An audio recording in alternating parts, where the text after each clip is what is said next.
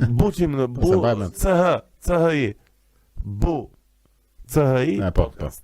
Remote, nuk e dia si jetoni të afër me njëra tjetrën, por jo, nuk jetojmë. Shoh të dyja është surprizuese edhe për mua. Kemi thjesht për podcastin tënd e kemi bërë të speciale.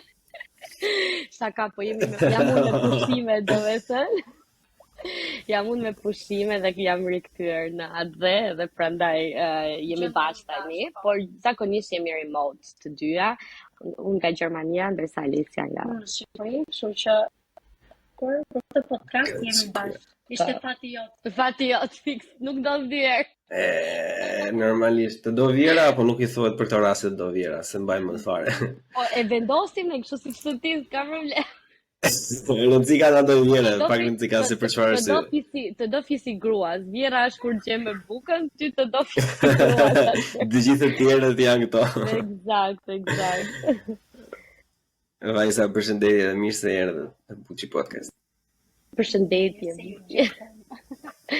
Edhe me këmbë të mbar, edhe pse ti pak e shumë episode, po gjithsesi. Edhe ai shumë kam ka të tjerë që kanë edhe më shumë, po është episodi i parë pasi pauze të gjatë nga sëmundje, nga halle, probleme, shtëpi, çaj kalamajt, bëj shaka se s'kam kalamajt, po që siç e thon njerëzit, po ç'a bëni, prezantoni çik një herë për ata që nuk i njohin. Ata që nuk na njohin, do fillosh ti. Atëherë së pari ne vim nga Kushi me po ikim, ky podcast që na ka bashkuar dhe jo vetëm. Unë jam Alesia, jetoj në Tiranë, në Shqipëri. Dhe unë jam Ermi, jetoj në Gjermani, në Bonnin e bukur, në ish-kryeqytetin. Ne të dyja në fakt në ish-kryeqytetin. Po, në ish-kryeqytetin e Gjermanisë. Ne të dyja nuk është se jemi bërë bashkë prej podcastit, ne të dyja vim nga një shoqëri shumë vjeçare dhe kemi krijuar së bashku prej kësaj shoqërie hobin ton të përbashkët, që është edhe ku ishim ai ku po ikim, për cilën jemi shumë krenare, edhe ne me mungesa, me pushime, me gjëra të vogla. Është periudhë pushimesh, edhe normalisht duhet të jesh shumë i gjithanshëm, po fix. Do robi edhe i çik pushime, që të vish në energji. A ta thym çik akull jam për ca pyetje të vogla që i rregullua me grupin që parë. Janë kështu ose njëra ose tjetra. Okej. Cila nga juve është më përtace? Unë do thoja. Unë jam. Edhe pse s'duket. Sa e mundon mos të mendoni shumë. Okej. Cila nga juve zgjohet më shpejt në mëngjes? Alecia, sigurisht 100%. Cila nga juve anullon më shumë regjistrime episodesh? Të dyja. Nuk ka një, që është shumë, jemi të dyja njësoj. Cila nga juve ka bërë marketingun më të fortë që ka sjellë më shumë dëgjues? Unë kam folur shumë, domethënë në shoqërinë time, flas shumë për pjesën e podcastit, besoj. Ermi. Cila nga ju beson më shumë në Zot? Të dyja. Besojmë të dyja, kështu që. Cila nga juve beson më shumë në astrologji? Ermi. Unë, po. Cila nga juve ka më shumë shanse të ngelet beqare?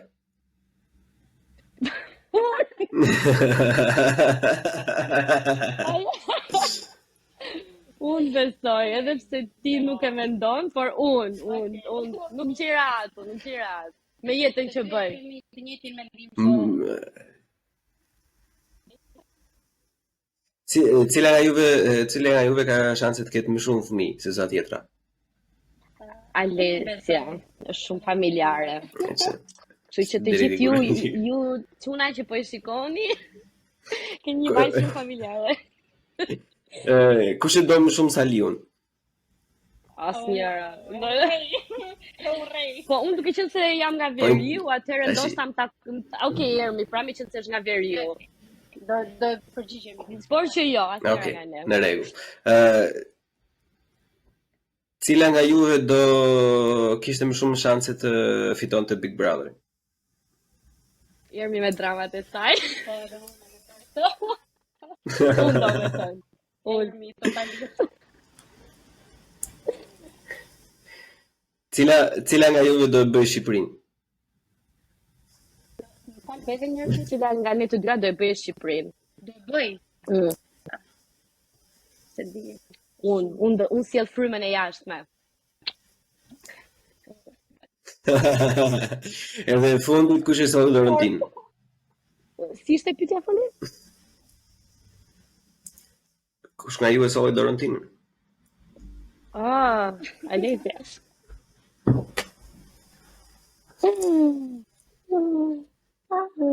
Nuk e di, janë ndonjëherë grupet që unë i marr pyetjet janë edhe pak të çuditshme në shihet e tyre, edhe unë nuk e di se si duhet i përgjigjet njeriu pyetjes cila e solli Dorentin. Po gjithsesi. Nuk e kam iden fare, thjesht e Bukur fort.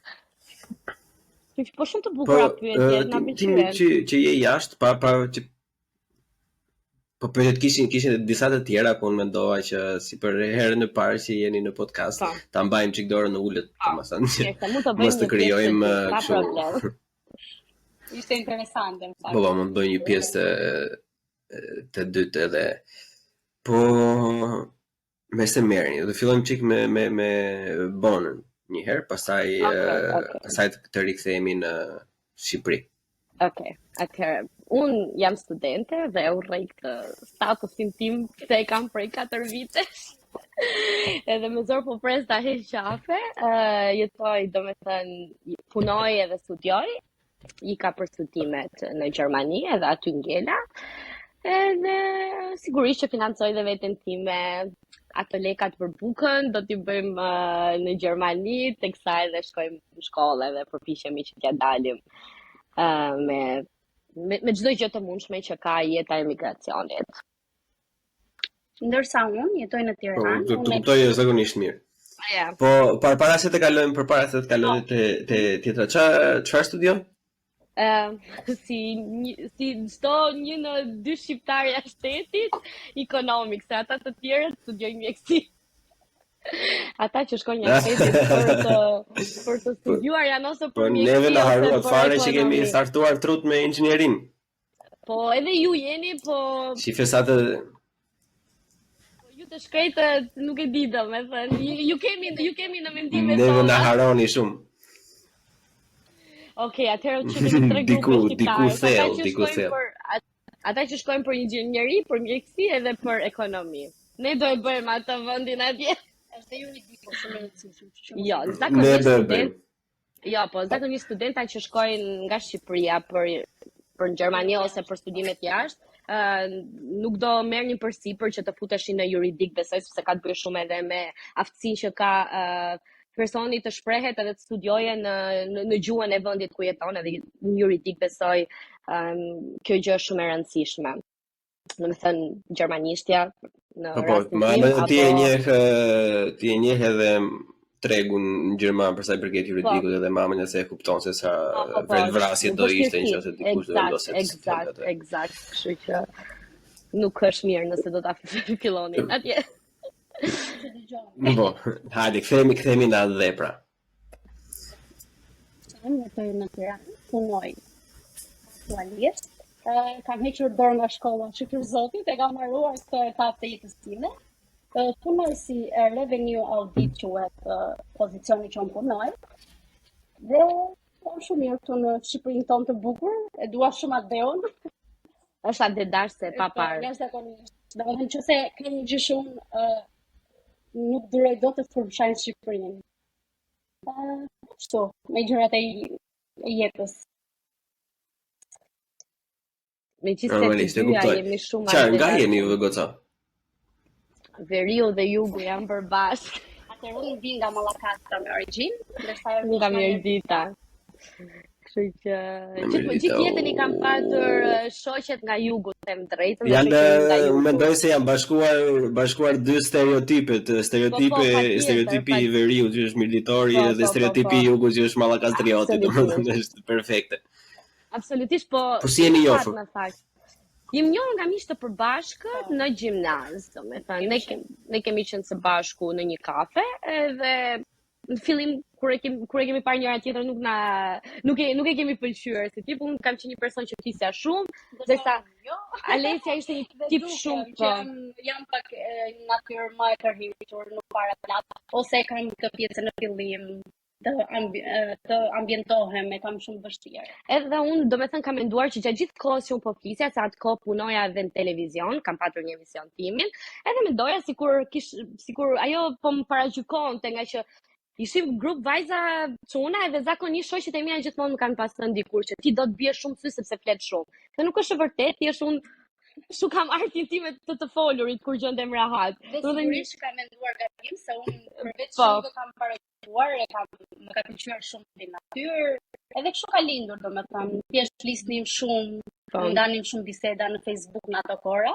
Se ne jemi njohur në 2014. Po, kështu që po gati shumë vite bashkë. Vërtet. Edhe jemi shumë e patë që kemi njohur njëra tjetrën. Po. Edhe ja ku jemi sot këtu. Vështirë sigurisht. Podcast. Sigurisht që është vështirë kur je në distancë në bashkë edhe shoqërinë, po që nëse gjen personat e duhur është me të vërtet një fat shumë i madh edhe s'duhet ju mbasësh kurrë. Duhet investosh.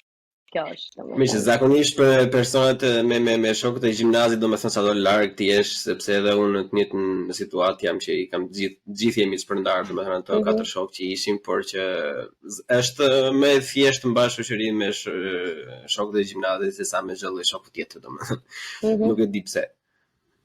Të them të drejtën, unë Po bukur. Nuk është se e kam patur me çdo lloj personi nga gjimnazi apo me çdo mikesh, por besoj që ne të dyja kemi një shoqëri vërtet shumë speciale, sepse po të na shikosh, jemi vërtet, nëse shikon dy shoqe dhe thuaj që këto janë si motra, se këto të dy shokët janë si vëllezër, ne të dyja vërtet që jemi si motra, domethënë edhe kushdo që na shikon e di këtë gjë. Përveç faktit ne nuk është se kemi qenë në të njëjtin gjimnaz. Kupton, Ermi ka qenë në një gjimnaz tjetër, unë në një gjimnaz tjetër, edhe kjo ka qenë edhe se kur e ke ndoshta në një klasë kështu ti le gjatë gjithë kohës, pavarësisht jemi të gjatë gjithë kohës, si më thënë në shkollë. Nëse ne nuk e kemi pasur këtë pjesë edhe ka qenë shumë e veçantë, nuk e di, thjesht mendoj që ashtu është shkruar edhe normalisht kemi punuar për ta mbajtur këtë shoqëri edhe kemi qenë sinqerta e gjitha gjërat që vjen me gjithë shoqërinë, kështu që normalisht edhe jemi shumë të lumtura që jemi me njëra tjetrën sigurisht. Gjejni vetes një shoqë shumë të mirë. Ose një shok shumë të mirë. Shoqëria është shumë e rëndësishme, absolutisht. Ndoshta kjo është edhe çelësi i suksesit edhe i kësaj gjë që ne kemi mbajtur, se ne e vlerësojmë shumë shoqërinë, kështu që besoj nuk diskutohet. Është i përputhem mendimin 100% që shoqëria është zakonisht shumë e rëndësishme. Shikoj, gjërat bëhen edhe pa shumë shoqëri ose edhe pa shoqëri fare, po janë eksponencialisht shumë herë më të vështira sesa nëse ke një partner ose nëse ke një rreth të cilit mund të ndash idetë dhe mund të bësh. Kështu që edhe vivim aty tek ideja ku ishim, ku po ikim. Unë nuk e di nëse unë jam target audienca juaj, domethënë, por që kam kapur veten në mat duke dëgjuar shumë prej episodeve. Vërtet? Që janë shumë fani, disa gjëra që unë për shembull nuk do e bukura e gjës është se janë shumë tema që unë nëse do kisha zgjedhje vet nuk do merresha asnjëherë, po mënyra se si ju i flisni dhe si përcjellni, domethënë është goxha e rehatshme, domethënë edhe i krijon atë llojin atmosferës që të ngjall një farë interesi pas pak kohësh, edhe për këtë ju komplimentoj.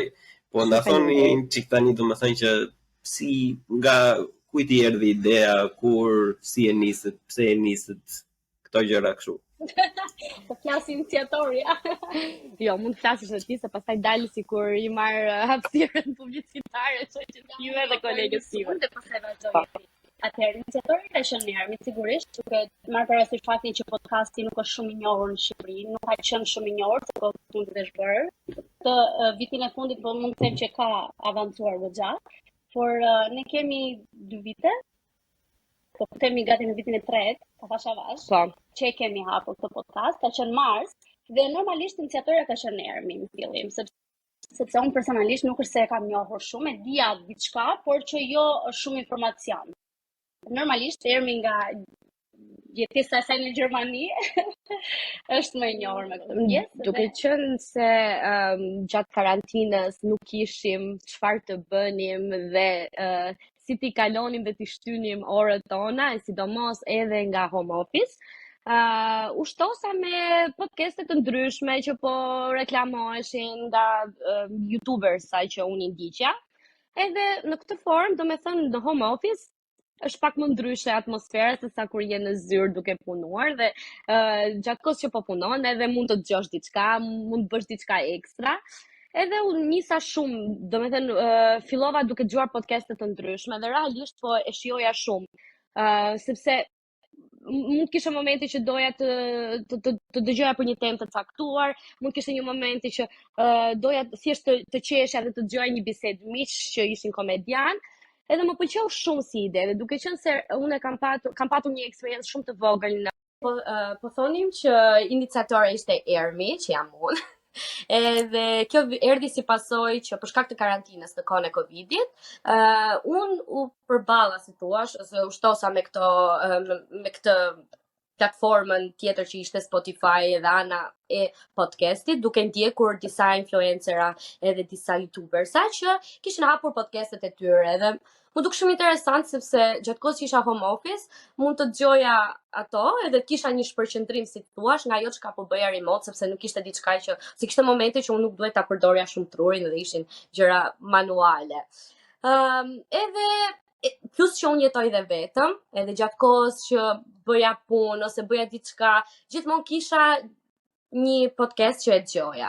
Edhe aty pastaj nuk e di, po besoj që u ka ndodhur shumë personave që gjatë kohës Covidit janë filluar shumë edhe me përmirësimin e vetes, edhe kanë bler libra ku donin zbulonin më shumë lumturinë shpirtërore, lumturinë mendore dhe ju filluan më shumë vlera këtyre gjërave, sepse sigurisht nuk kishim këtë përballjen fizike me njerëzit, po donim të kuptonim disa gjëra më të thella. Edhe ato gjërat që dëgjoja, sidomos ato të përmirësimit personal, realisht po më bënin sens edhe po më pëlqenin. Edhe si thua se si budalla ndonjë ose ndonjë ose mamin ose nuk e di ndonjë mik të afërm që po të thotë gjëra të bukura që të mbash pak atë qetësinë tënde, se realisht në ato kohë besoj një kohë shumë e vështirë. Unë kam vuajtur shumë. Sidomos unë kam vuajtur shumë, duke qenë se besoj e kemi ndjer shumë ne që kemi jetuar jashtë, edhe këtë mungesën e kontaktit fizik me njerëzit, edhe vuajta, nuk dua të them depresion, sepse është një fjalë shumë e madhe, po asaj rrugë. Asaj rrugë, në atë qose. Po, normalisht, me thënë, shiko, ka qenë një periudhë shumë e vështirë për shumë njerëz, po mua më bëhet qefi për diçka që është të e qartë që juve, me thënë, si unë, edhe si një pjesë e madhe edhe shoqërisë time, në vend që të zhyteshit në atë zymtësinë e momentit, vendoset që të bëni diçka tjetër, domethënë, siç e ti për përmirësimin e vetes, po pastaj edhe për kjo iniciativë e podcastit që në fakt unë nuk e di sepse nuk e kam dëgjuar as domethënë të gjithë podcastet shqiptare, po deri tani më të njëjtin format, me të njëjtin material që ofroni juve, domethënë akoma nuk e kam hasur. Edhe është edhe një cheat code, domethënë se nëse dëgjon ato podcastet tuaj si mashkull edhe shikon disa gjëra në botën e femrave, domethënë se ja ke iden fare, edhe për herë të parë bie në kontakt me thuaj që well, mund ta përdorim për diçka dikur. Shumë këshilla ne. Jo, është vërtet sepse japim një këmbështrim tjetër. Siç e tham, janë realisht muhabete aktuale që ne do t'i bënim një kafe nëse do bashkoheshim bashk, sepse zakonisht zhytemi në këto mendime, edhe tham pse jo ti flasim edhe ti mos të tregojmë ndoshta eksperiencën tonë që dikush ndoshta e gjen veten, pse jo. Edhe sidomos se ti na bëre pyetje, nuk e dia jam targeti audiencës tuaj, po pse jo, pikërisht e kape shumë mirë ti ato pikën që edhe meshkujt të kuptojnë se çfarë ndodh në trurin e vajzave, Po sepse nuk e kemi përqendruar në fakt vetëm në gjininë femërore podcastin ton, ka qenë ndoshta shumë edhe për meshkujt në shumë ne madje flasim shumë shpesh. Po, e vërtet. Alisa më bën shumë, Alisa më qorton shpesh se thotë kemi kthyer në një podcast dashurie, ku flasim vetëm për çunat, lidhjet, probleme, ndoshta është problemi. Ndoshta është problemi i momentit. Se kur vjen një problem. Unë se shoh si problem hiç, përkundrazi unë mendoj domethënë se çdo lloj beqari ose çdo djalë që e ke parasysh siç e kemi kaluar unë edhe 99.99% çdo mashkulli që plako qa do kjo se ma ojë Zarin domethënë thjesht e kaloni një nga podcasti plak, hidheni një siç thon gocat edhe normalisht do njëri është i kundërt edhe është i ndryshme tjerë, po jam shumë i bindur që 99% atyre gjërave janë copy paste dhe do funksiononin në një situatë normale në interaktivitet. Të paktën në fillim. Edhe meshkujt nga Marsi, shpresoj mos t'i ngatroj të dy planetet, po që ka të bëjë jashtëzakonisht shumë mënyra se si mendojmë ne dhe duke e parë edhe nga shoqëria jonë që mendojmë në një mënyrë të ngjashme, nuk është se kemi shumë ndryshime, ndërkohë që edhe meshkujt në anën e tyre mendojnë në një mënyrë të ngjashme, por që nuk ka fare lidhje me mënyrën se si i marrin ne gjërat, që thellohemi kaq shumë në mendime edhe jemi shumë ndryshe. Siç e thua dhe vet, ç'a do kjo se ma ul qitrori.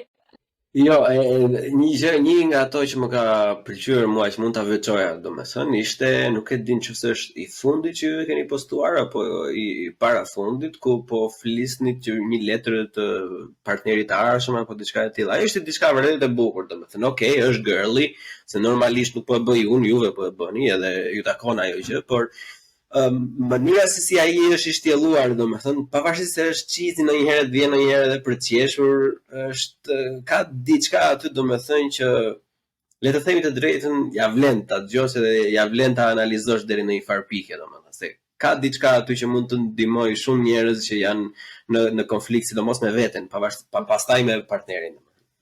Po, e vërtet, po. E vërtet, sepse ne nuk e di se sa e vërtet është, po ajo që ka mendojmë ne është që për shembull një mashkull nuk shprehet shumë ndjenjat dhe mendimet e tij në lidhje, në shoqëri nuk është se kemi shumë të afërt, po zakonisht nga ato që ka dëgjojmë është se femra shprehet më shumë dhe mashkulli pak më pak ose fare. Nuk e shfaq atë pjesën emocionale të thoya unë. Edhe ndoshta është mirë ta bëni ndonjëherë. Se ne këtë është mirë, po nuk jam më fallë si këtyre lojrave moderne, domethënë që të fillojë mashkulli dhe të tregojë ç'a ndodhi ditën në punë, domethënë se nuk manja se ka mjaftueshëm hapësirë për të dy. Ka një arsye pse këto marrëdhënie të themi tradicionale funksionojnë, sepse njëri nga partnerët ka dhe raste kur femra është edhe shtylla emocionale domethënë, por në përgjithsisht duhet ajo hapësira që partnerja domethënë të shfryhet të ndihet e sigurt në krahët e atij mashkullit. Unë nuk jam gjithmonë pro domethënë që gjatë gjithë kohës duhet të tërgosh çdo lloj gjëje. Jo, plako sidomos puna gjërat nuk sillen asnjëherë në shtëpi. Jo. Ka do t'i japësh domethënë komfortin. Unë besoj te këto, le të themi, arketipet e mashkullit, domethënë që duhet të ofrosh një lloj të kaluar materiali, domethënë edhe providing këto, si ato jeni dhe juve, le të themi, si thon Zeuge, se s'po më vjen se ti je në bon. Apo nuk e di. Edhe ne jemi Jo, jeni dëshmitar, jeni dëshmitar që po e te kalojmë, sepse janë të dy partnerët që punojnë gjithë kohës, por ajo që është akoma generalisht gjithmonë e përgjithësuar, që është akoma monopoli meshkujve, është le të themi deri diku shtylla kurrizore emocionale, dhe unë mendoj se çdo mashkull duhet të jetë i përgatitur për këtë. Po. Atë mendojmë edhe ne. Po që ti do paguaje në një date me një vajzë në datein e parë? Po në qoftë se unë gjithmonë do e paguaja datein e parë. Paguaje. A do ta lija unë të paguaja? Jo. Të parë në atë vajzën. Të parën jo, asnjëherë në botë. E kemi shpesh herë në atë. E di, po ma mendja se Ermi mund ta ketë përjetuar më shpesh këtë në Gjermani, sepse edhe kulturë për pak e ndryshme. Po kjo është një nga arsyet pse nuk funksionon asnjëherë me femrat nga jugu, domethënë, siç janë, mund të jenë italiane, greke, shqiptare, edhe nuk shumica nuk funksionon me nordikët, domethënë, sepse janë edhe ajo klisheja e famshme që janë të ftohtë po njëherë, po që edhe këto modernitetet e reja, ajo nuk do dalë një njeri bankrupt se pagoi një tavolinë, ai është thjesht gjesti, domethënë që kjo ishte fan për mua, domethënë, edhe unë po të ofroj këtë gjë që është e papërfillshme. Asaj gjëje që po kaloni të dy, se nuk do me thënë tamam, siç e the ti vetë, që nuk do me thënë që mua bie nga pasuria ime po të paguaja të kafen, se është Thjesht për një femër besoj që është shumë e rëndësishme, sidomos për femrat shqiptare që janë rritur në shoqëri patriarkale. Ne po mundohemi të largohemi këtyre shoqërive patriarkale, por gjithsesi e kemi këtë figurën e babait, figurën e mashkullit, edhe kur dalim në një date duam që edhe atë ta shikojmë pak a shumë si një jo provider, nuk do të them provider, po në një farë mënyrë të tregojë pak më shumë nga vetja. Do me thënë që, unë mundem për ty, do ta bëj unë hapin e parë. Pastaj, ne nuk flasim për datet e tjera, apo kur krijuar ndoshta një marrëdhënie, sepse normalisht nuk mund të presësh vetëm nga mashkulli, sa është idiotësi se kur krijon një diçka më tjetër pastaj. Pastaj unë them gjithmonë, femra ka make-up, ka një rimel të shtrenjtë, një pudër të shtrenjtë që fustan. Si më dole në shteksit, se tani fillon çdo lloj gjëje. Më falë o zonjush, tani kush ta kërkoi ty në kontratë blesh të gjitha ato meket e tjerë. Ka shumë e pret që një femër të jetë e paraqitshme kur të vije në një date me ty. Është vërtet ajo. Kështu që se për Unë doja t'ju kundërshtoj në mënyrë shumë sjellshme të kjo pjesë, sepse unë me çdo partneri që kam pasur, domethënë edhe që kam edhe inshallah s'do kem të tjera, po që nëse kem të tjera, kam një gjë që për mua është është gjithmonë thjeshtësia. Unë duhet normalisht nuk kam mashkull që nuk do që femra e vet të jetë e paraqitshme, më e bukur e tjerë nuk diskutohet fare, por mua më duket si egzagerim që të themi të drejtën janë femrat që i detyrojnë femrat e tjera, domethënë të bëjnë diçka ekstra që të ndahen nga grupi, kur ne meshkujt domethënë plako ishte shumë nice plako, kupton, se kishte një vi më shumë apo një vi më pak, se kishte atë mek pudrën apo kishte një material tjetër, as nuk ja ka ide njeri fare. Duke që ke informacione. Gjithsesi, prap dhe unë do të kundërshtoj, po jo, dhe do ta kundërshtoja pak. Të lutem vazhdo. Gjithsesi, se nuk më pëlqen, mund të jesh ti ndoshta pak më i veçantë se të tjerët, se përgjithsisht shfutpon të gjithë që na pëlqen thjeshtësia, por pastaj shkojnë gjithmonë të shikosh goca që ndoshta ndjekin për Instagram ose që ndoshta dhe i kërkojnë dhe i flasin, janë gocat që janë më të kuruara. Më falni për zërin. S'ka gjë. Jo, është e vërtet. Domethënë, këto që shikojmë dhe reagimet tona janë çka pasoj, prandaj. Por nuk besoj që ne nuk e bëjmë edhe për një mashkull. Ne duam të ndjehemi vetë mirë. Është e vërtet. Kjo është e vërtet. Nëse unë dal edhe lyhem edhe rregullohem, nuk e bëj fare për ato, po dua të ndjehem mirë me veten time. Edhe ne të jemi një formë konfidencë.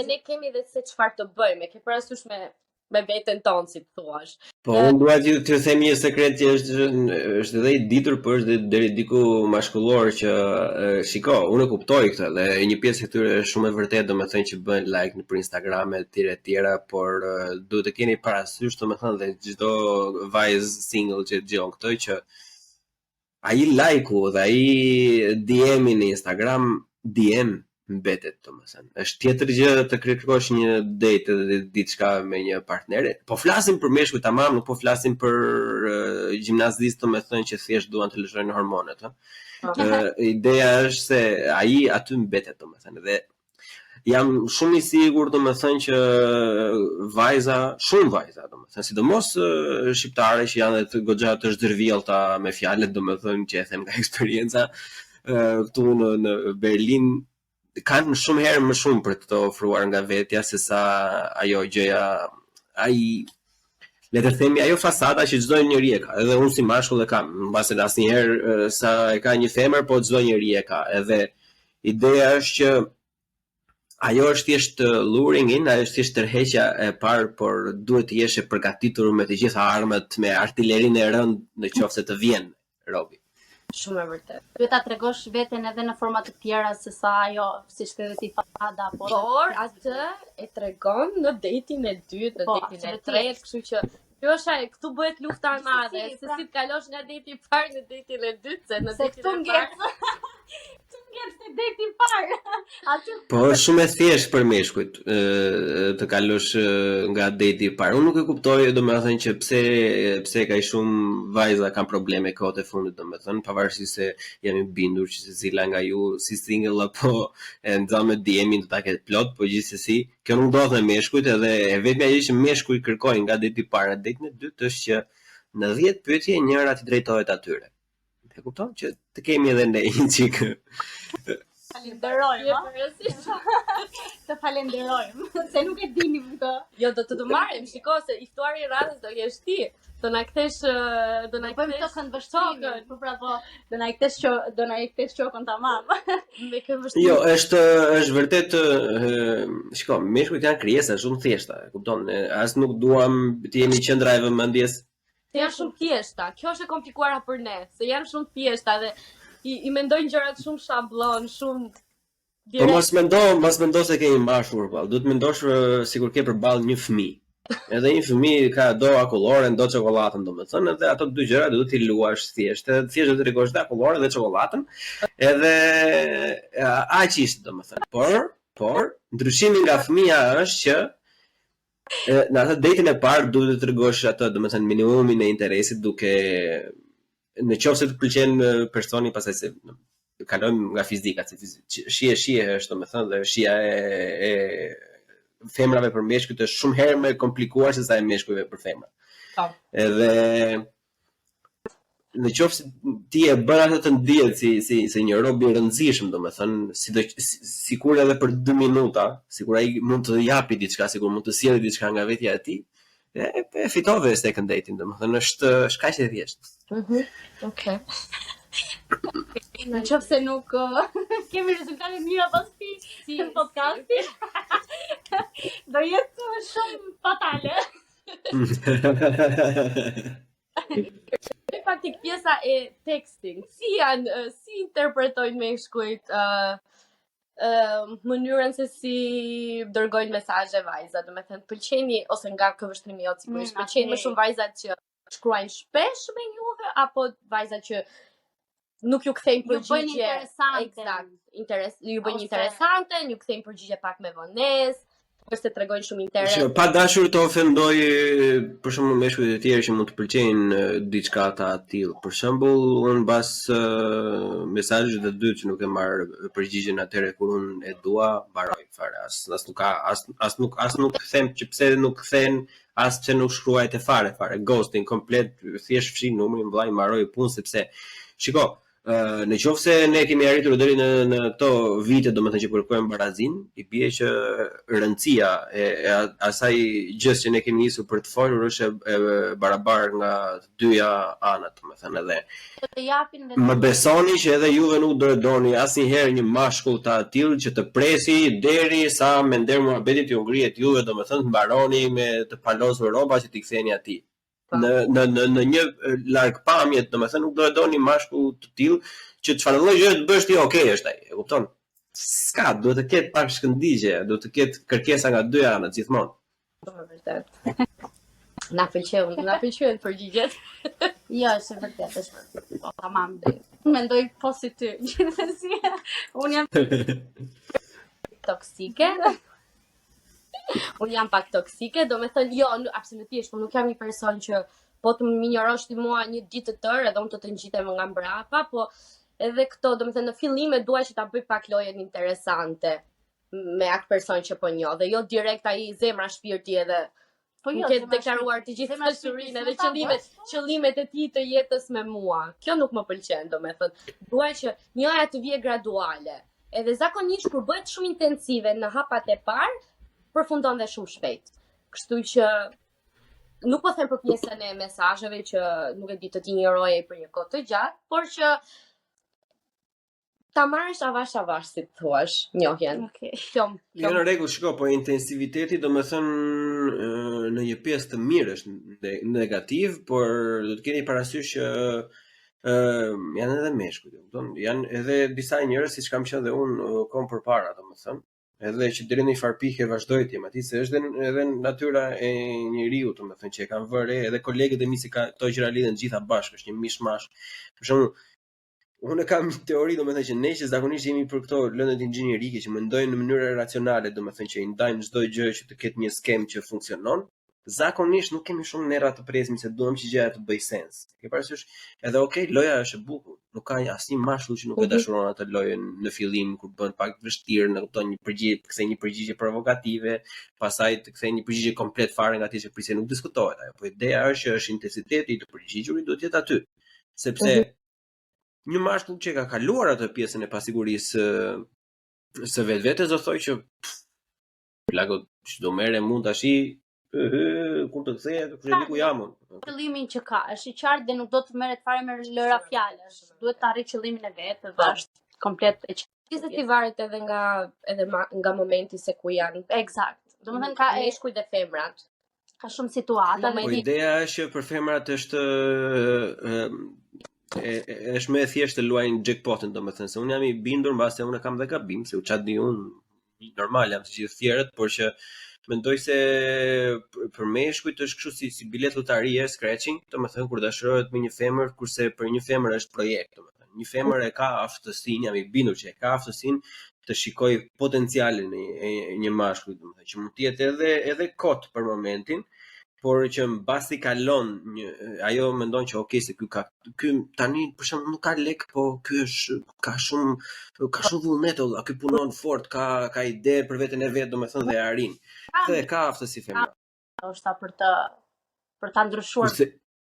Kurse mashkulli, domethënë po ra, kushdo që të jetë ajo iku, mbaroi, game over domethënë. Vërtet. Po e kanë vetë vështirë për të rënë. Jo, unë mendoj që mashkulli kanë vështirë për të rënë. Femra, unë mendoj që dashurohen më shpesh dhe më shpejt. Po. Ndërsa mashkulli nuk dashurohet më shpesh dhe shpejt. Po, dashurohet shumë thellë. Edhe i duhet një kohë, unë nuk e di se unë thjesht flas në këndvështrimin e një vajze, një femre si e shoh, por që mendoj që kur dashurohen vërtet shumë dhe i duhet një kohë gjatë ndoshta pasi mund të jenë ndarë apo ku ta di unë, që ta rimarrin veten. O këtë çfarë mendimi keni për meshkuj shqiptar? Janë të mirë. Përveç se janë të mirë. Çfarë mendi filloje? Se po e mendoj, çfarë mendimi kam. Përveç faktit që unë nuk do bëja kurrë me tuaj, për shumë personalisht nuk e di, se ndoshta dhe s'kam eksperiencë time që të jetoj jashtë apo të kem lidhje me njerëz që jetojnë jashtë, të jenë tuaj, kanë kulturë të ndryshme. Unë personalisht vetëm me shqiptarë do merresha vesh, sepse fakti që jemi nga një njëjti vend, kemi të njëjtën kulturë, flasim të njëjtin gjuhë, bërtasim në të njëjtën mënyrë, e zjemi në të njëjtën mënyrë, më duket sikur do merresha vesh dhe do kuptohesha gjithmonë. Kështu që thjesht mendoj që janë shumë gjentila, realisht. Është kjo pjesa e nuk të lën që ti ndoshta të ndihesh ku di unë Okej, unë s'po e di dot. Që e parëndësishme, domethënë. E parëndësishme, bravo, se s'po vjen. Kështu që mendoj se janë, nuk e di, ka kompliment më të mirë se sa gentila. Edhe janë të mirë, realisht, janë shumë të mirë. Unë mendoj që janë gentila, janë të mirë, janë bukurosha, janë e mbajnë veten, të gjitha. Besoj që të ofrojnë një siguri shumë afatshkurtër. Unë do thoja siguri Unë do thoja që të ofrojnë afatshkurtër, ndërkohë që meshkujt e huaj e kanë më të vështirë që të fillojnë një lidhje me ty apo që të bëjnë këtë commitment, sepse ta thonë interesin e tyre çka kanë në fillim, nëse duan të jesh për seks, nëse duan për një lidhje, nëse duan për diçka casual. Por kur e ndajnë mendjen mirë për ty. Ndërkohë që mashkulli shqiptar, duke qenë se ne sado që kemi përparuar me mendjen tonë femrat në Shqipëri, prap nuk e kanë të thjeshtë të marrin këdo, e ke parasysh edhe për të përmbushur nevojat e tyre seksuale. Kështu që pak a shumë Jo, po, sepse si shoqërinë e kemi paragjykime, kështu pak a shumë i duhet që ta mashtroje atë tjetrën për të arritur atë që do. Edhe nëse ai nuk ka një interes shumë të gjatë, domethënë do ta bëjë të jetën shumë të bukur në ato 1 javë, 2 javë, 3 javë, 1 muaj. Nëse po varet nga qëllimi. Sigurisht që varet. Unë e kuptoj që Po kështu më duket mua personalisht. ose kohët e fundit do thoja që është bërë shumë e thjeshtë për të njohur njerëzit, edhe meshkuj. Domethënë nuk është se ka më meshkuj që do të gënjenin, siç është kjo që thotë Ermi. Janë shumë raste tralla, sepse është bërë aq e thjeshtë fakti dhe lidhja me vajzat, saqë nuk është se duhet kaq kohë për ta gënyer tjetrën që ku di unë, ndoshta të marrësh një qëllim jo për ta gënyer, thjesht mendoj që këto raste kështu janë 80 me 20 këto që 80% e vajzave shqiptare mendoj që kanë plane më afatgjata. Kur njohin një person që e pëlqejnë, duan që me atë të krijojnë një lidhje. Ndërkohë që sigurisht çdo njeri mendoj unë, si huaj, si shqiptar, ka momente në jetën e tij që nuk e do këtë gjë, do thjesht që të shijojë rininë e tij. Dhe ne si femra shqiptare kemi pak të vështirë ta pranojmë këtë fakt, sepse nuk jetojmë me atë ritëm jetës si jashtetit. Këtë dua të them. Edhe për këtë arsye mendoj që nuk e di. Në fillim kanë edhe shumë anë të mira pozitive, se janë shumë të gjendshëm, të ofrojnë këtë sigurinë. Unë pak kështu e mendoj, nuk e di se nuk thash, nuk kam. E di pse ja u bëra unë të pyetje domethënë sepse në për nuk e di nëse jeni ndini për të Buçi sponsorizon tavolinën, kemi hapësirën publike, ato spaces që kemi bëjmë në Twitter, domethënë përveç Buçi podcast me episodet e veta ka dhe gjëra materiale që janë të tjera bonus se gjithkohës, edhe ke pasur debate edhe me femra, si më duket kur e them, me vajza ose gra të tjera që se tingëllon, nuk e di, tingëllon të çike thatë kështu femër. Femër. Po që kemi pasur, unë kam vëre që Ermi nuk e di sa mund të më mbështesësh ti, po ka një pjesë jashtëzakonisht shumë të madhe të vajzave shqiptare që jetojnë jashtë Shqipërisë, që vetëm nxjerrin vrerë për meshkujt shqiptar.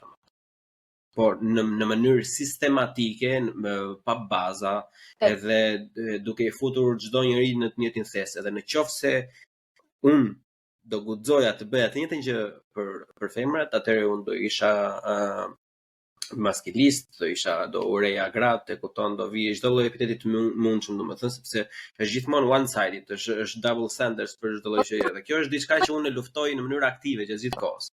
Jo, sepse kur si të thuash ka dhe pak më shumë të drejta për të folur dhe prandaj ana tjetër, siç e thua ti one-sided, do merrte më shumë, si thua, paragjykime për mënyrën se si shpreh. Dhe kuptoj këtë gjë që sapo thua. Po ideja është, domethënë, që eksperiencat që persona të ndryshëm kanë darë, domethënë për Twitter Spaces të hapësira publike që ne kemi bërë, nuk është se kanë automatikisht nuk kanë të drejtë. Kanë të drejtë. Por ideja është që për shkak të XY eksperiencave personale, këto lloj vajzash vendosin që automatikisht çdo lloj mashkulli që ka lindur në një lloj territori shqiptar është automatikisht pler. Edhe këtë mund të dërgoj linke të episodeve që ta dëgjoni vetë, domethënë, edhe të lemeriteni domethënë me çka kanë thënë. Jo, unë thjesht dash një mendim duke bërë krahasimet, por duke qenë se dhe vetë kam patur të bëj me të huaj tjetër, edhe me shqiptar. Duke qenë që unë të pëlqeja dhe thash anët pozitive, Ermi tha. Absolutisht, ama faktin aty çka përmendi Alesja, fakti që shqiptarët janë shumë të gjendshëm, bëjnë shumë jo vetëm për ty, po edhe për familjen tënde, gjë që për ne është shumë e rëndësishme, ata që janë familjar sigurisht. Këtë nuk e gjen dot, ka shumë cilësi që nuk i gjen dot tek një huaj. Është e vërtetë. Kështu që, domethënë, unë tani nuk është se mund të them që patjetër dua huaj ose patjetër dua shqiptar. Varet një person që do doja unë ta kisha afër vetes, ndoshta do t'i kisha dashur ca cilësi që unë i kam parë tek i huaj, edhe ca cilësi që unë i pres se është shqiptar. Kupton, një miks i mirë. Fakti që unë thash këtë gjë është sepse këto eksperienca kam patur se këto kam dëgjuar, më kupton, jo se po janë edhe gjëra që të bëjnë përshtypje, edhe që të bëjnë përshtypje. Fundja ajo godet më shumë edhe por nuk do eliminoj absolutisht asnjë mashkull shqiptar që do të njihet me mua vetëm se është shqiptar. absolutisht që jo, sepse do ishte gabim Unë e thash një arsye shumë fort në fillim se për çfarë mund merresh vesh me shqiptarin, se thjesht fakti që flet gjuhën tënde dhe kuptohesh shumë mirë me të, nuk e di. Mua më duket e jashtëzakonshme kjo, se di. Është aja dhe oja, po ideja është se problematika më e madhe se është ky trendi, domethënë, se ti e përmend pak më para patriarkatin që mua si fjalë më pëlqen fare sepse ma hamendja që edhe në shtëpi tuaja, si në shumicën e shtëpi shqiptareve, ligjin nëna e ka bërë, nuk e ka bërë babai ndonjëherë. Kështu që në pjesën më të madhe është edhe në qoftë se duket sikur e bën babai, është kështu papet masër, domethënë është nëna që mbas vijave domethënë rregullon çdo gjë. Ne kemi një matriarkat pasiv në Shqipëri, edhe në gjithë jugun e Europës, edhe në Orient pasaj që vazhdon, që është një çuditëri shumë e madhe domethënë, por që në fakt funksionon, edhe funksionon në një mënyrë shumë të mirë. Ideja është ky trendi tash që të viktimizohet çdo lloj njeriu, që unë prandaj do doja ta diskutonim shkurtimisht bashkë me ju këtë, sepse jo feminizmi, jo leshi preshi këto gjërat e tjera që unë nuk besoj asnjë gjë, unë besoj vetëm në humanizëm, në njeriu si individ dhe asnjë lloj gjëje tjetër. Ka filluar domethënë që themi jo po jemi kështu vajti vrau ai robi 4 graqi i theri me thika domethënë dhe automatikisht çdo lloj mashkulli shqiptar për 4 muaj nga nëse ka pasur të dashur feministe ka ngrënë mut me ndër muhabetit domethënë e kupton gjithë mllefin aty ja kanë zgjerë tim minull ky shkreti si duket edhe atë mëngjesin ja ka zgjuar në krevate dhe ç'a të bëj un tani më thoj ti ç'a do domethënë është ndonjëherë sikur mos të ishte komplikuar mjaftueshme që ne të kuptonim femrat, na duhet dhe kjo gjëja tjetër tash, domethënë që edhe kur bën ai gjë në një tjetër që ti s'ke lidhje fare, domethënë, ndihesh disi përgjegjës, domethënë, dhe nuk di as si të reagosh. Jo, mendoj që është pak natyrë njerëzore që ne krahasohemi dhe i vëmë në punë llampat pastaj kur marrin një informacion të jashtëm. Besoj që edhe për juve po të dëgjosh nuk e di një rast të tradhtie nga një miku jo që e ka tradhuar një gruaja ku ajo nuk është dukur fare që mund ta bënte këtë gjë, do thuash dhe ti vet pastaj po prit një herë se mbase edhe kjo imja duket shumë e mirë, po mund të bëje diçka. Unë kam një politikë të ndryshe të brendshme në lidhje për sa i përket tradhtisë. Edhe funksionon vetëm me njerëzit e shëndetshëm që dinë deri diku të zgjedhin partnerët. Edhe politika ime është në momentin e parë që ti mendon se partneri ose partnerat e të trajton mbarojë, mbyllë çdo gjë, domethënë, sepse edhe në qoftë se ajo nuk ka ndodhur, edhe në qoftë se nuk është trajtuar, vetëm fakti që ty ai individ të ka çuar deri në atë pikë, domethënë që ti të aludosh rreth asaj, domethënë që s'është i duri për ty sepse nuk të ofron atë lloj sigurie. Një njeri që të jep ankth nuk është për ty, kaq, se nuk mund të mbash njerëzit as me frikë, as ku ta di unë. Se thjesht duhet zgjedhësh paqen. Në momentin që ke paqe me një person, aty është okay. Edhe kjo është vetëm ajo gjë që kërkojnë meshkujt, që të përforcojnë pikën e parë. E kupton, meshkujt nuk duan edhe kur vinë nga puna, edhe në qoftë se ka ndodhur Armagedoni në punë, kur vinë në shtëpi nuk do asnjëri të thojë që opo unë bëra këtë punën, pa i shefi më tha ashtu. Jo, asnjë mashkull nuk e do këtë. Vetëm gjë që mashkulli do është që të vinë në shtëpi të gjejë një ambient të rehatshëm, të gjejë të mbështesi kokën diku. As ne nuk e duam këtë pjesën që hallet e punës ti marrësh te shtëpi. Gjithsesi jemi në natyrë më shprehse. Edhe unë e mendoj. Automatikisht e nxjerr, domethënë sepse femra nga që mendojnë edhe shumë herë më shumë vetë për këtë gjëra janë overthinker, domethënë eksponencialisht më shumë se sa meshkujt, ose të paktën nuk e kam atë. Prandaj vdesim më përpara ne, kupton se ne i mbajmë gjitha për brenda. Domethënë edhe vetë 6 jetat pa atak kardiak, se ke gjatë gjithë kohës i mban çdo gjë brenda këtu. Edhe normalisht, hajde, për të mira gëzime, e kupton? Po që ideja është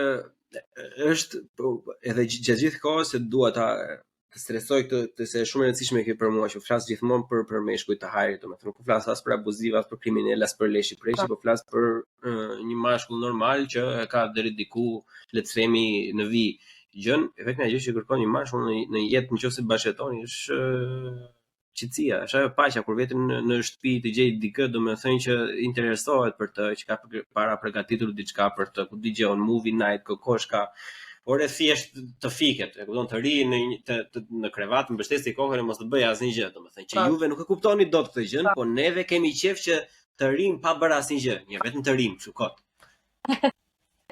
Jo, edhe mund ta kuptojmë, sepse pak ka shumë eksperienca të ndryshme, të mësojnë shumë gjëra, edhe realisht edhe unë në këtë konkluzion kam dalur, si femër vetë që jam, që mashkullit thjesht duhet t'i japësh qetësi dhe ai është i aftë të dhurojë gjithë botën. Nëse Sigurisht.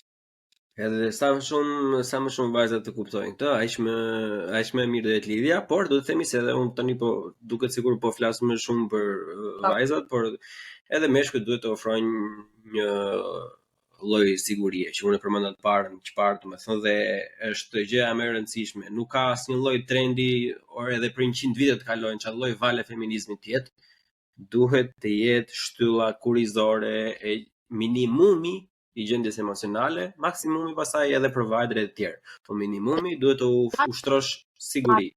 Përse nuk do jemi kurrë të barabartë, këtë nuk kam pajtuar kurrë barazia gjinore. Mashkulli është mashkull edhe femra është femër. Femra është femër, mashkulli është të barabartë. Kështu që bëni çik reklam sa të marr çik birën tjetër, unë se më mbaroi kjo. Nice. Kesh inshallah ka dalë mirë ajo kamera. Publicitet. Inshallah ka kamera ajo, nuk e di, jam e sigurt. Më dalë. Por që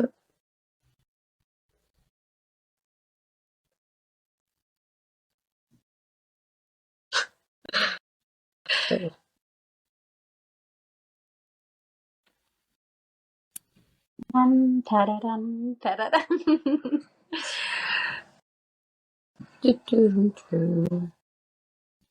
Inshallah bëhet upload në mënyrë të saktë se kam çfarë është? Shpresoj 72. Mua, share love. Opa, bira e Gjermanisë. Në Berlin, a?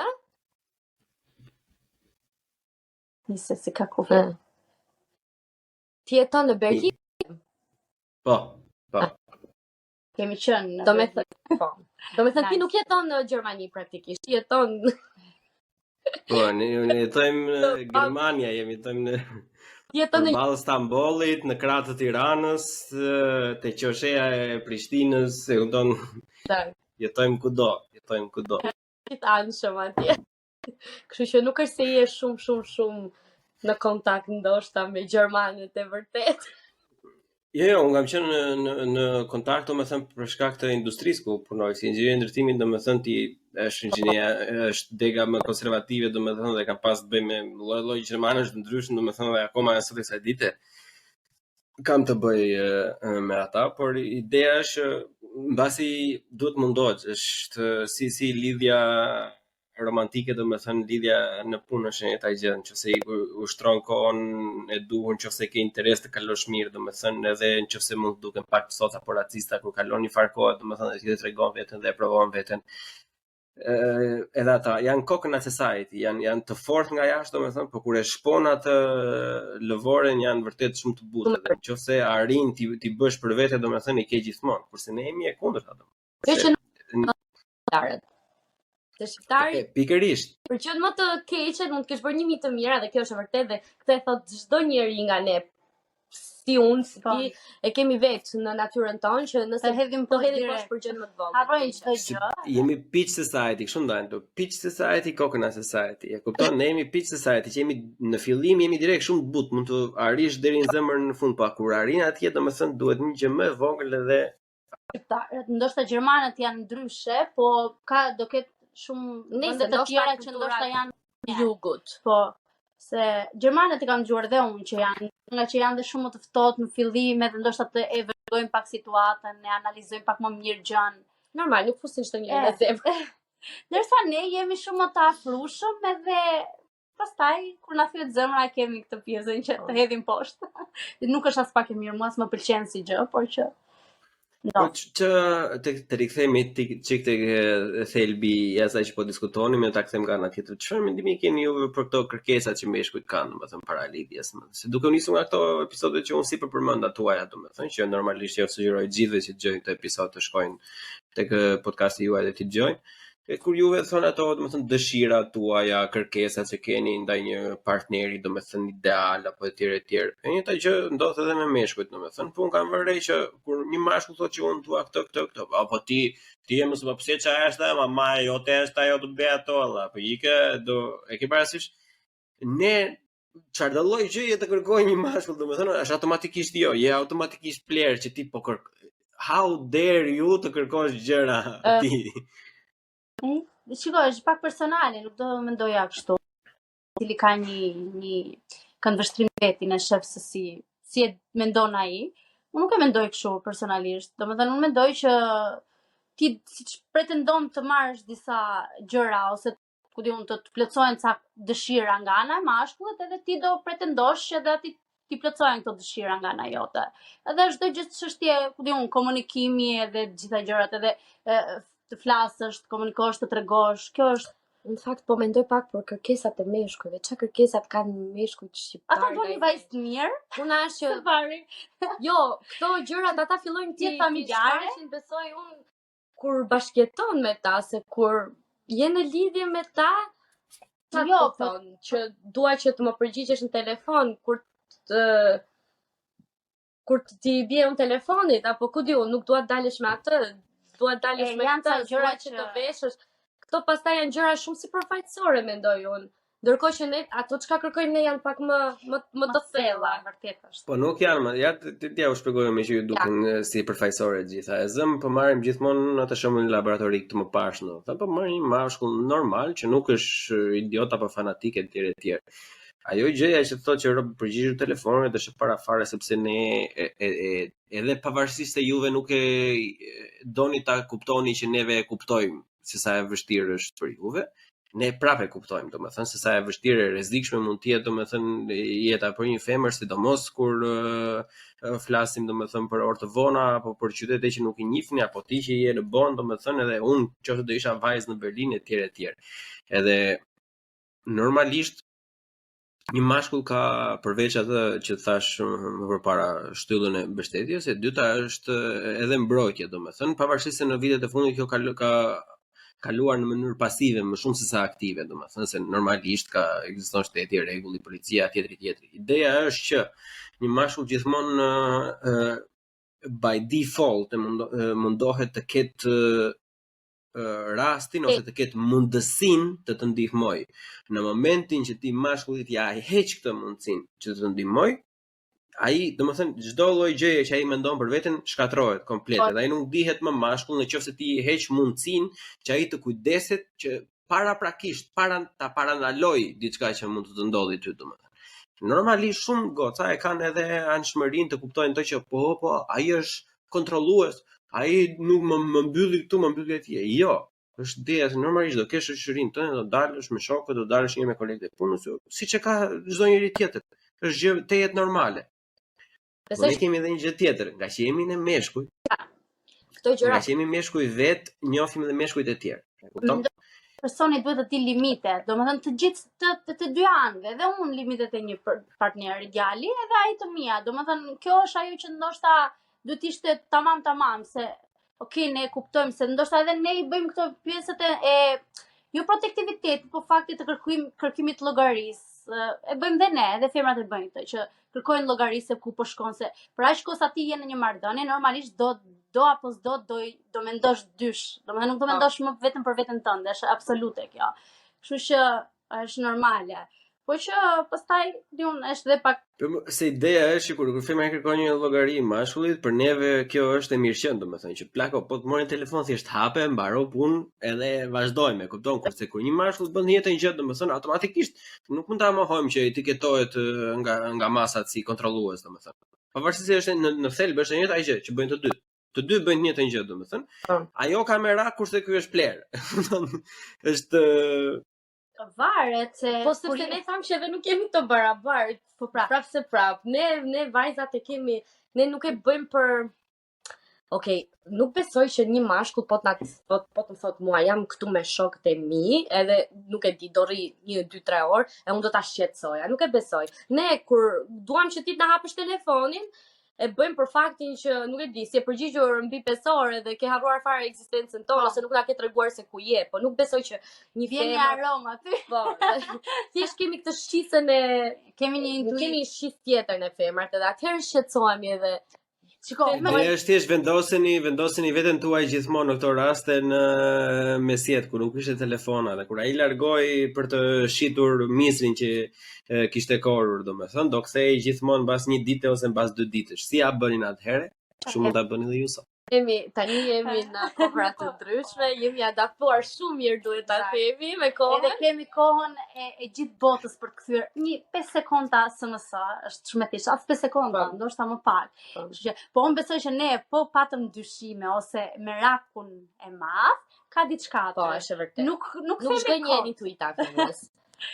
Siç e tham që sa ju e keni të vështirë ndoshta për ta besuar një femër në fillim. Pastaj më vonë ndoshta bëhet më e thjeshtë, ndërsa ne po filluam të kemi ndonjë dyshim ose ndonjë merak, ka diçka aty që po luan, se nuk ndodh kot. Ose ideja është varet edhe në çfarë meseleje je, domethënë se ka diçka që lidhet edhe me shoqërinë mes meshkujve dhe femrave, domethënë se nëse një miku im më vjen mua dhe më qaret për radhët e lidhjes vetëm, gjëja e parë që do i bëj unë atij, domethënë është i them që plako, do you have all your shit in order, domethënë që jeti në rregull një herë përpara se fillojmë atë, jeti në rregull kurse femrat se bëjnë këtë, se tani dim të gjitha klishet që qarkullojnë që sa ndodh diçka, e pa ai të kam thënë, ai është plera, ai kush e di, ai bretha ndej vetë këtej. Jo të gjitha, po, një pjesë e madhe. Jo të gjitha. Unë do të thënë që ne analizojmë shumë situata. Edhe nga shkojmë shumë në detaje, nga 100.000 këndvështrime. Ne të dyja mund ta bisedojmë diçka që ka ndodhur 1000 herë edhe prapë do arrijmë në konkluzionet të ndryshme dhe do gjejmë prova materiale të ndryshme edhe të reja. Kështu që nuk e besoj atë që ne shikojmë vetëm tek personi përballë. Madje unë do them me justifikojmë më tepër se sa duhet. E vërtet. Kjo që unë mendoj se është komplet e kundërta, domethënë, për të vetmi fakt sepse vetëm fakti që ju i analizoni 100-200 herë, domethënë, tregojnë që juve nuk toleroni, kurse mashkullit e diskuton një herë me atë që ka për të diskutuar dhe në bazë të asaj vazhdon përpara, domethënë, edhe i jep drejtim deri sa kjo gjëja që ai ka nisur të provojë ose gabim ose të saktë. Atëherë ai fillon prapë. Kurse derisa të analizoj unë ose të gjej unë kohën ose më saktë të gjej unë atë lirinë mendore, domethënë që të shoh telefonin nga puna, partnerja ime mund të ketë bërë kështu një 10 scenario, domethënë çfarë është duke ndodhur me këtë deri tani. E kupton? Do të shpjegosh çdo lloj gjëje. E kupton nga mbrapa. Komplikuara pra si qenie, çfarë të bëjmë ne tani? Nuk e ndihmojmë dot, është natyrë.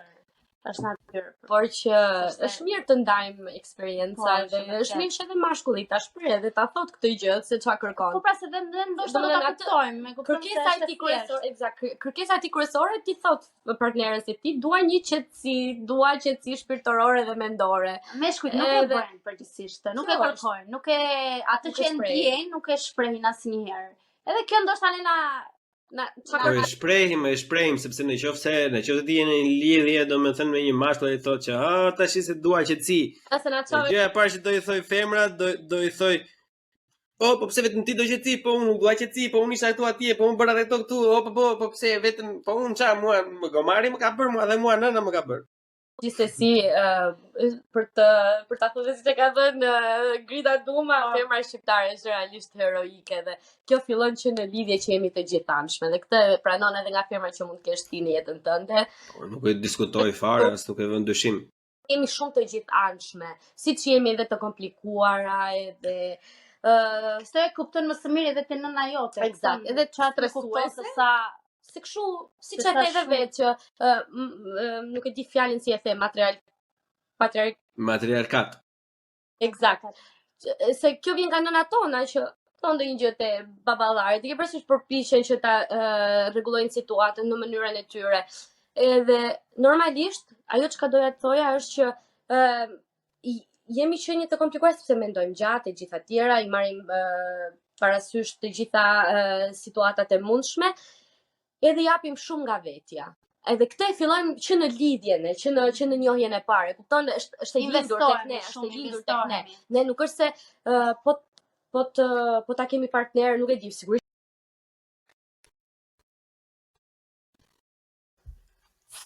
Ku e lam? Siç e tham edhe më përpara që ne si femra dhe meshkuj që nga fiziku, nga funksionet e çdo gjë tjetër nuk jemi të ndërtuar një lloj. Kështu që nuk besoj që jemi të barabartë në asnjë lloj forme dhe nuk do besoj që do jemi të barabartë në ndonjë të ardhme tjetër. Asnjëherë. Ndoshta do marrim shumë backlash për këtë gjë, shumë komente negative, po kjo është mendimi jon. Por sigurisht është dhe një temë shumë delikate, sepse si femra e dim se në cilat rreziqe, ashtu siç e dini dhe ju për ne, në cilat rreziqe shfaqemi në jetën tonë të përditshme, edhe në punë, edhe në jetë, edhe në marrëdhënie, kështu që domethënë ekziston, por janë situatat ndoshta të njëjta, por jo prapë se prapë. Situata është e njëjtë, por ne nuk jemi të njëjtë. Kështu që kjo lufta që po fillohet nga feministët, nuk besoj që na bën ne mirë si femra. Këtë do thoja unë, nuk e di. Edhe unë edhe një gjë mendoj, sepse gabimi që bëhet gjithmonë nga feministët është që e zerojnë çdo lloj fortësie që ka femra. Domethënë se kjo është gjë që kur ne themi që nuk jemi të barabartë, nuk do të thonë që meshkujt janë më mirë se femrat, po thjesht meshkujt janë të mira për ca gjëra, femrat janë mira për ca gjëra. Ajo çka bëjnë kjo vala e fundit e feministëve është që thotë ne do konkurrojmë me meshkujt në arenën e meshkujve. Që sa të ketë diell mbi këtë tokë asnjëherë nuk do arrijë. Pikërisht, është njësoj sikur një mashkull të konkurronte në arenën e femrave, domethënë që prapë nuk do arrinte asnjëherë. Asnjëherë, është e paarritshme sepse ashtu jemi ne të ndërtuar. Domethënë, thjesht ideja është që nuk e di sepse kjo bëhet, nuk e di se kujt intereson ky fakt. Flitet në këtë lloj forme, sepse siç ka meshkuj, eksakt, sepse siç ka femra që mund të konkurrojnë me meshkujt, nuk është se nuk ka. Thjesht ato duhet ta bëjnë si njerëz normal edhe pse jo, pa i dhënë një zë, nuk e di. Nëse thjesht ngre zërin kot më kot, thjesht ku diun më duket sikur i bën dëm më tepër se sa e zhvillon gjën. Sepse siç ka edhe meshkuj që janë make-up artista shumë të mirë, që deri para nuk e di 5 vitesh as nuk mund të mendoj. Po tani pse duhet të dalin edhe meshkujt e to, po prit tani. Ti më qenë me sigurisht që do ketë njerëz që do jenë të mirë në arena të ndryshme, por kjo nuk do të thotë që të gjithë femrat mund të jenë të mira në mundje, për shembull, nuk e di në ça sportesh apo në gjëra aktivitete ku realisht ja të ndajmë diçka, domethënë që është një teori që unë kam menduar vetë, kam zhvilluar vetë, domethënë që unë jam i bindur që unë mendoj Bleon, domethënë, është që femrat janë më humane, më njerëzore se sa meshkujt. Domethënë, dhe mua më është bërë jashtë unë shumë kritik për këtë pjesën, por unë vërtet mendoj që femrat janë më njerëzore se sa meshkujt, sepse vetëm fakti që në përgjithësi janë shumë herë më të ndjeshme, domethënë, dhe dinë të lexojnë ngarkeca emocionale që meshkujt nuk, të themi të drejtën, nuk i bëjnë dot në të njëjtën mënyrë, domethënë. Do të thotë që ti automatikisht i kushton më shumë vëmendje mirëqenies së individit, edhe normalisht i jep ty një përparësi si për të përmirësuar gjendjen edhe për të manipuluar nëse ke ato dëgjon çfarë qëllimesh mund të kesh, mund ta manipulosh dhe kot nuk është shprehje që drejt mashkullin si zinxhir, domethënë. Ke parasysh se normalisht e din se si funksionon ndjenja, domethënë, edhe për shkak se kontrolli është ose jo kontrolli, por dituria për mbi ndjenjat nga ana e femrave është më e madhe, automatikisht kanë edhe më shumë kapacitet për të interpretuar ato. Kurse meshkujt, domethënë, nëse ndjejnë diçka kështu, nëse ndjejnë keq, domethënë, gjëja paqëton që what the fuck is wrong with me, domethënë, pse po ja vën fajin vetë, çapo ndjem ri urt aty mbyllë gojen. Po. Edhe nuk ka gjë. Shumë e vërtet. Kështu që pse jo të mos ti përforcohen, domethënë siç kemi ne gjërat pozitive, ashtu kanë edhe meshkujt gjërat e tyre pozitive dhe anët që ne femra ndoshta nuk do t'i bënim. Edhe prandaj është mirë kur Jetoj në një shoqëri që ndërveproj të dy bashkë, sepse ai është Chelsea mendoj në suksesit. Po, shumë e vërtet. Edhe ne jemi që nuk do ketë kur barazi në këtë formë. Por që edhe feminizmi që jepet kaq shumë zë, sepse ti secili ka të drejtat e vet. Është feminizëm i gabuar. Janë njerëzore, nuk ka lidhje femra apo mashkull, domethënë mendoja unë. Është feminizëm i gabuar, do thoja unë. Është i egzageruar. Sepse ne femrat unë nuk ndihem e përfaqësuar nga ajo lëvizje, domethënë nuk më përforcon mua të drejtat e mia, ose nuk më jep më shumë të drejta, nuk e di. Domethënë ndonjëherë më përball edhe në situata të vështira, sepse e tham që meshkujt po ndryshojnë për shkak të këtyre lëvizjeve dhe këtyre gjërave që ndoshta mua nuk më pëlqejnë fare. E kupton? Kështu që edhe themi ne sot ankohemi që s'marrim përgjegjësi normale, po sepse nuk duan më. Kupton, mos sepse dinë që ndoshta ne vërtet jemi të afta dhe ose do gjykojnë që është shumë e keqe, kështu që pse jo. Megjithatë, gjithë secili duhet ta jetojë jetën ashtu siç e do vetë, edhe të luftojë për atë që idealizon edhe atë që mendon, si mashkull, si femër. Kështu që grupi feministëve le të vazhdojë edhe ta jetojë jetën e tyre ashtu siç ata duan. Domethënë, nuk është se do i bëjmë gjë ne, por që nuk është se unë nuk ndihem e përfaqësuar të drejtën. Gjithashtu. Por që ekziston edhe fakti që ne, domethënë, pjesa e pavarësisë vjen edhe si pasojë e do i shohim gjitha pasojat, domethënë pas disa vitesh që do ndodhen gjitha gjërat që ndodhin edhe në Gjermani, po për shembull femrat gjermane gjithnjë më tepër duan që të bashkohen me të kulturave jugore, kupton, kulturën nuk e di, meshkuj që vinë nga Arabia, meshkuj që vinë nga Shqipëria, meshkuj që vinë nga Spanja, Italia, sepse ato e kanë parë më përpara nesh feminizmin edhe këtë ndryshimet që kemi, edhe sa pak të drejta kanë, edhe sa të drejta kanë meshkujt, por gjithsesi u pëlqen më shumë anët e tjera, domethënë që nuk janë të feminizmit. Se disa u shpreha qartë në këtë pjesë. Por më duke shumë temë delikate të them drejtën, se siç e thash, jam femër vetë dhe e di që në shumë raste ndihem e paragjykuar, e pasigurt. Po sepse nga këto gjërat e reja po bëhen meshkujt sado vinë më pak sado kokalon. Po. Kështu që nuk e di. Por duke kaluar tek ndoshta tek pyetja fundi, se ne kemi një episod që kemi vënë titullin është shumë e vështirë të jesh një mashkull në Shqipëri. Se ne flasim gjithmonë për problemet që kanë femrat edhe sa e vështirë është jesh femër. Kur edhe ta kuptoj mashkullin. Nëse nuk e ke dëgjuar, të ftojmë ta dëgjosh ato episode. A është vërtet që është e vështirë të jesh një mashkull në Shqipëri, duke qenë se edhe ti vetë e di se si është jeta në Shqipëri dhe se si është jeta në Gjermani ose jashtë shtetit. Nëse nuk e kupton pyetjen, ne kemi më shumë me idenë që ose të paktën e çfarë përballet mashkulli ndoshta në Shqipëri. Ne flasim shumë për këtë pjesën që mashkulli duhet të jetë provider, duhet të jetë shtylla kurrizore e familjes, edhe ndonjëherë nuk është e mundur. Një mashkull ndoshta nuk është. Sa më dëgjoni mua, domethënë po ti je mashkull në Shqipëri, po edhe mamën janë në shumë vende të tjera, nëse ata do të trajtonin ashtu siç duhet, është vështirë. Më dëgjoni juve mua, se më duket sikur s'më dëgjoni. Jo, të dëgjojmë.